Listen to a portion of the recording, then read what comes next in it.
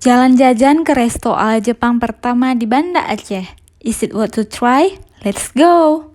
Oh hai, assalamualaikum rekan. Kali ini jajanan Aceh mampir ke Onibus Japan Resto. Onibus menyuguhkan konsep open kitchen di mana kamu dapat melihat langsung atraksi para chef profesional saat menyiapkan pesanan. Jadi, kamu nggak perlu ragu lagi untuk kualitas bahan dan rasa yang disuguhkan. Nggak cuma menyediakan menu ramen, Onibus juga menyediakan pilihan menu paket. Yuk, mari kita spill beberapa menu andalannya. Yang pertama ada hot spicy ramen, kari ramen, cheese ramen, karaage sunrise, gyoza, dan juga ebi floss roll.